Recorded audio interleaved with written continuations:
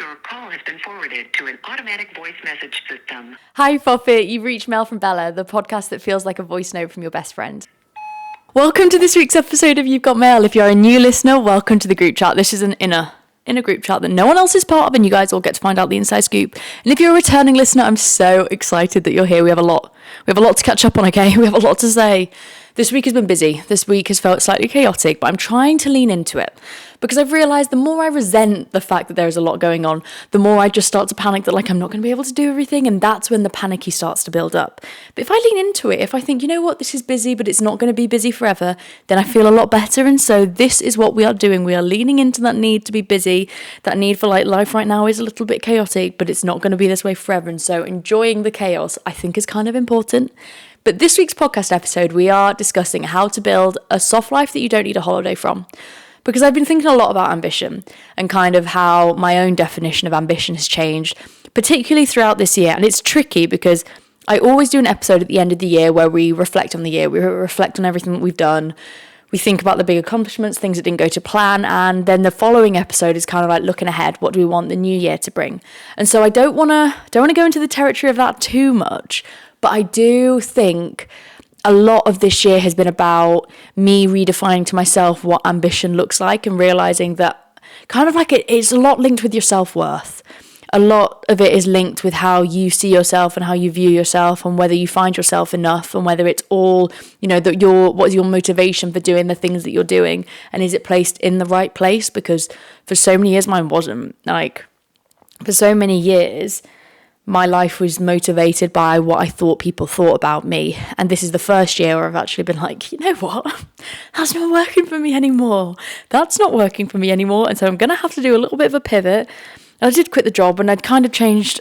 I don't know if this pillow actually should go here. I think it's kind of cute. And that's kind of where we had a big pivot of everything that was going on. And it was nerve-wracking and it was a lot of change and it was very different. But I'm ending the year and I'm realising I achieved my biggest goal of the year. New Year's last year, me and my boyfriend went for dinner and he was like, what's your New Year's resolution? And I was like, if I could create a life that I'm happy in, if I could actually have a proper life that I was happy in, that would be the biggest goal for me. Because everything else kind of feels irrelevant if your day-to-day is not something that you're happy in. And I kind of realised last week, I've done it. I have created a life that I am really happy in, and I think it's been building this soft life that I don't need a holiday from has been so important, because I was living a life where all I was thinking about was the weekend, and yet Monday to Friday was just get through them days. Get through them, go to the gym a bit, maybe see a friend, but I was just getting through 5 days of the week to have a fun time on 2 days of the week. And I was like, this isn't really living. This isn't really the life I kind of want to have for the next however long I'm alive for. This isn't a path where I feel really motivated and happy about everything that I've done. It's not really working. And so realising that and having to face the fact that if I want this to change, I'm going to have to change everything about my life was scary. And it was scary. And I think whilst doing that, I had to redefine what I thought an ambitious life for me would look like, what I thought my life could look like, who I thought I could be. And so I want to chat about it on this week's podcast episode, because I think throughout our 20s, ambition is something that redefines over and over and over again as we start to find that self-worth within us, when we start to realise the ambition and motivation for doing stuff is actually within us. And I think that's been such a beautiful part of growing up, is placing that motivation, that want to do better, in something more motivating than how other people think of me. And how other people view me and how I feel when I say things. Because I was just doing things because I thought they sounded good. And that's not a good place to be, guys. That's not where we want to be. Before we get on to the topic of this week's podcast episode, we need to do a quick life update. Because this week, I've been here, there and everywhere, okay? I did London in a day for my work social. To and from London in one day. Wouldn't recommend. It is a lot going on, but I think it was kind of set me, the next day I felt ill. I was so tired. I am so sensitive to not having enough sleep, and also just made me realise how London is just a constant bombardment of people. And I did miss it a little bit because it was sunny and it was perfect London crisp winter day. But then as soon as I came back to Manchester, I was like, oh my God, this is so much easier to walk around and people are friendlier and I don't feel like I'm going to get mugged 24/7. I was like, yeah, This is my new home now. But it was really lovely to be able to kind of have that break up in the week on Wednesday. And then yesterday, I came home, which is why we have the different podcast background for this week. Sometimes I wish I lived at home all the time, can't lie.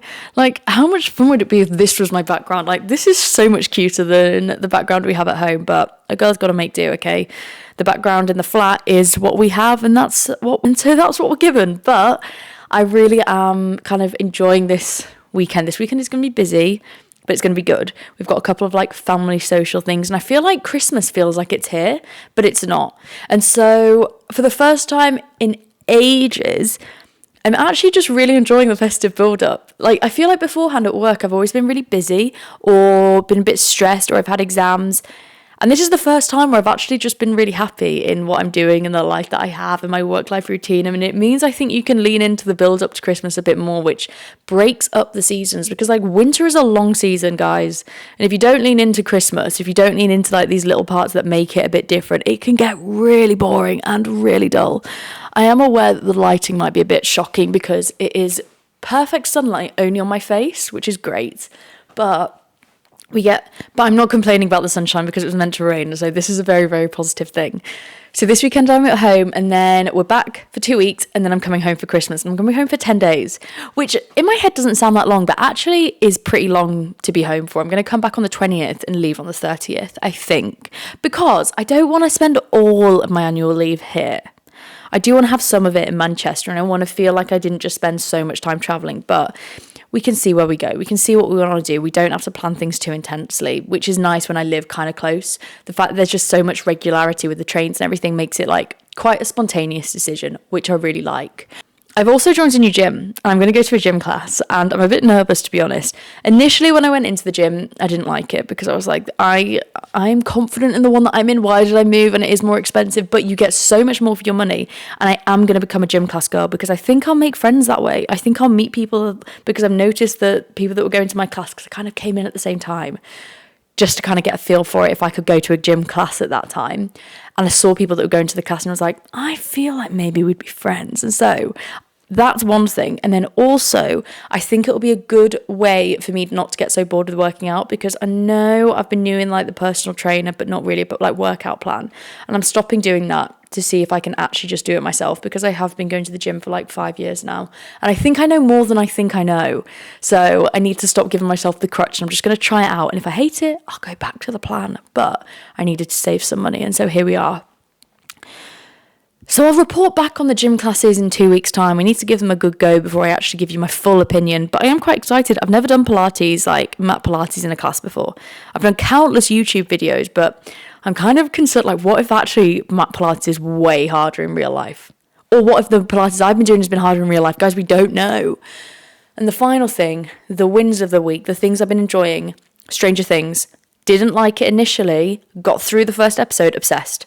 I'm obsessed. Okay, I think it's great. Kind of wish I'd rewatched it from the start because I can't remember what happened, but I refused to get Netflix for ages, and then everyone was watching Stranger Things, and I was like, we're just going to have to get Netflix, okay? We're just going to have to get Netflix, and now we've got it, and I don't have time, and I just don't want to see spoilers, and so we're watching Stranger Things at the moment. Nearly finished How I Met Your Mother, which is a bit sad, and I need Kindle book recommendations because I've got one for Christmas coming, and I want to know what are the best books to get on there at the moment. The other things that I've bought in the Black Friday sales are things that I've been wanting for ages. So this is when sales are good. But I feel kind of conned because I got a coffee machine and they said it was reduced by £200. And I've now gone on £50. It is £50 cheaper. And so that feels a bit of a scam. But I do really like it, and I think it's a great addition to the flat, and you'll be seeing it in all of my vlogs. So that's exciting. And then I got myself some new pyjamas because, right, we spend so much time in pyjamas, and I only have horrible ones that I've had for like maybe 5 years. And I thought, in the sales, it's time to treat yourself. So I got the Chelsea Piers ones because they're only £20 each. And I think that is a great deal. But anyway, enough about me. Time to go on to the content part of this week's podcast episode. And if you know someone who's struggling with ambition, who's redefined ambition, who is kind of in their very successful era, or is kind of working out what they want to do with their life, send this podcast episode their way. I think they'll enjoy it. I think it's something that we all need to chat about a little bit more. Okay, back in a sec. Okay, guys. As you know, at the beginning of the year, I quit my job. So in February, I left consulting, which I kind of thought would be the role for me.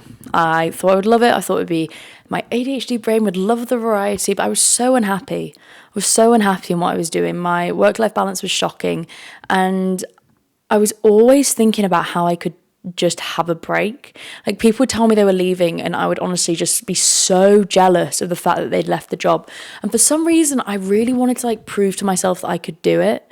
And it was then when I started to realize it's not that I can't do it. So I actually don't want to do it. I don't want to do this. I don't find any joy in this. It doesn't make me feel happy. All I liked, like the pay was really good. So the pay was really good. And I was like, okay, this is a great first job. And I was kind of very aware how lucky I was to be able to have found a job straight after my master's, like went straight into work on a high salary. Like, I lived in London with it. It allowed me to move to Manchester. It really provided me a lot of options, and I was really grateful for that. But I wasn't happy, and I was constantly exhausted, and I was crying every single day. And my skin, like, it's kind of weird because I look back at myself and like I just remember how on the edge I felt all the time. I was just so anxious, and I was like, this isn't living. This isn't what living is meant to feel like. This isn't what your 20s are meant to feel like. This isn't what I just was like, this isn't what being alive is meant to be like. Like, this is not what I want the story of my life to be like.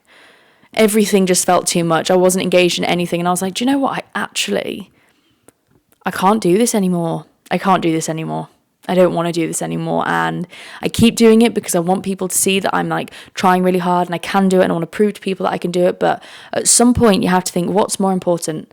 Other people thinking I can do it, or me realizing that I trust myself to get out when I need to get out, that I believe in me to make the right call. Like, whose opinion of each other matters more? Is it someone else's opinion of you or your opinion of you? Because my opinion of me was like, you are hating the life you are living, but you feel trapped in it. Because I'd made myself feel trapped. I kind of thought it was like school. It was weird. I was like, I have to stay in this. I have to prove that I can do it because I've always been able to do everything. And so I have to get through this because I always get through things. And I think I'd never quit anything before. I'd always just kind of persevered and expected it to be fine. And normally the thing is, if I worked hard enough, it was fine. And I started to think, what do I want? Is this what I want to be like? Crying every single day. My relationship was like struggling because it was hard to feel happy when I was being so miserable. I was so stressed and everything just wasn't that great. I'm not going to lie, everything wasn't that great. And I knew at the start of the year, this isn't sustainable.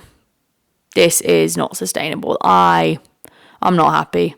I've really tried this and I've given this such a good go, but I am so unhappy. And I knew that I wanted to create a life that I didn't feel like that from, because like from our everyday life, we shouldn't feel like we need to escape it. You know, we should go on holiday to have new experiences, but we shouldn't need to feel so burnt out all the time. And this is what was happening. I was like working so hard. I was so burnt out that any breaks I would have, I would either just like be exhausted, I wouldn't feel recuperated, I would be thinking about work. And so I was constantly doing everything and still not feeling like it was enough. And so the biggest goal for this year was thinking, right, Bella, how are we going to create a life that we really want? How are we going to, what is the dream scenario? What is the dream scenario? And for me, I realized the dream scenario was doing a bit of everything. Still having, you know, a 9 to 5, which would allow me to kind of not, because like I love doing this. I love doing the content creation. I love doing, like You've Got Mail and the Mail from Bella, like, we're doing a rebrand soon, but we're not going to talk about that now. I love doing all of those things, but, you know, it's not a reliable source of income at all. And so I wanted something that meant that I could pay my bills and never have to worry about, like, I'd be able to have a salary with my paycheck, always good, and stay in science because I loved it. I'm so interested in it. I've done so much training. I did my master's. I did like so much work in it that I didn't want to leave it. But I also knew that I wanted to have more time to do this. And so finding a job that let me have that balance was the key thing of this year, because I was like, do you know what? I can create a life that I really want to love. I can do that. And so I tried working in the coffee shop. I tried doing a coffee shop and this, but the truth is like I hated the lack of routine. I couldn't tell you what days I was working. I didn't have set hours. I think that might have changed it, but not having set hours meant that I never knew which day was coming when, and so I couldn't plan anything. So that didn't work. So then I looked for like a 9 to 5 where I was only working 30 hours a week. So I could spend today doing this with you. And so I knew I was still building the thing that I really wanted to do, whilst I was still working on a career that was kind of, I guess, not the safe bet, but kind of the safe bet. And I also knew, having ADHD, that this gave me the balance and the time to switch off that would make me have that work-life balance, because I was scared to go back to work after I left my job in February, which sounds silly to say out loud, but like, I was really scared. I was like, what if I hate it? Or what if it's really bad again? Or what if I go back into the headspace that I was in before? Because I can't do that again. Like, that was really rough, and I don't want to feel like that again. And I almost found myself talking myself out of trying anything new because I was so scared of what that would look like. Like, what could that look like again? Would I be able to handle it again? And my confidence in my own abilities was so low that then when I came into trying to find a new job with a bit more balance, that was something that I knew I wanted to prioritize, because I was like, I can't do it all again, and I don't want to feel like I have to do it all again. And I think moving to a 4-day work week, which is an incredibly lucky, privileged position, and the reason I've been able to do it is because I do the other job on the side. Like, financially, that's how it works out. Full transparency, okay? That's how it works. But recently I've been struggling with the idea of, like, should I actually be working 5 days a week and just doing this on the side? Should I be trying to do everything? I've been really struggling with, like, am I doing enough? Maybe I should have picked the safe option, the traditional option. Maybe I should have picked what I think I should be doing. And I've really come full circle, because I know we kind of did touch on this last week, but this week I want to touch more on how I've had to redefine what being good means to me. Because it's really easy to get stuck in the rat race. And I think I was stuck in the rat race. Like, that was me in consulting. I was in the rat race. And I kind of got myself out of it. And when I was getting myself out of it, I was just like, life is short. This is it. This is my life right now that I'm living. And I want to build this incredible future for myself. But I also want to live now. You know? I want to do the things now that bring me joy. Like, tomorrow isn't promised, and I don't want to have got myself into a life that I hate and find miserable because I'm living for 2 days of the week. I don't want to do that anymore. And so creating this balance where I've created this softer life that I don't need to escape from has been so important. And like, I took a pay cut, a big pay cut. And that was something that I had to get my head around as well. This, I thought because I was earning so much money that made me so much more successful, and it was all this in my head. And then suddenly I realized, I'm earning less, but I'm so much happier. I'm so much happier. I have energy to see my friends. I have energy to go to the gym. I have enough money to be able to live in a flat. I have enough money to be able to afford, to go, like, save up money and go away if I want to go away. I have enough money for my food and bills. I have enough money. Okay, it's not as much money as I was used to having, but I have enough. And redefining what that meant and accepting that just because I have less doesn't mean I'm less successful than when I was working like 45 hours a week, really, really stressed. Like, this is better. This work-life balance is better. But there is still a part of me that sometimes like feels anxious that I should be doing more, or I've picked the wrong option. And I think it's society's expectation on us to do everything, to be able to achieve everything, to be able to work like incredibly hard and be the most ultra hyper successful people that we can be. Because when we're success driven, it's not that that's bad, and I don't think you should be ambitious. It's not that I think that, but it's more about, you need to redefine where that ambition comes from. Because since having a break and walking away from kind of like the rat race and that corporate life that everyone is like, you're doing this and you're just going to keep doing it and keep doing it and keep doing it, I realised I've started doing more things for me. And it kind of takes the pressure off doing them, and it makes life a lot more fun. And I think I've really started to lean into having more fun in the life that I'm living. Realising that, like, right now this chapter is meant to be fun. This is fun. This should be fun. And I think that is something that I'd forgotten. I'd stopped finding the fun in life. Life wasn't very fun anymore because I'd become so obsessed with this need to succeed that it's overwritten everything that I wanted to do. And so I think a lot in our 20s, we are told to pursue this career path, or told to pursue this like idea of who we want to be and who we should be. And we want to be the most ambitious version of ourselves. And we're so obsessed with this needing to succeed, to be seen as successful, to not fail, for everyone around us to be like, they've got a really important job and they're doing great. And it's not that those things are wrong if you do those things, but I really hope that you start to question if you're doing it for the right reasons. And if you are, then that's brilliant. But if you're not, then I think it's so important in your 20s to give yourself a chance at finding what your life could be like if you were motivated by the right reasons. Because my right reasons right now, the things that I'm doing and the life that I've created, it wasn't the safe option. It's probably not the most traditional path.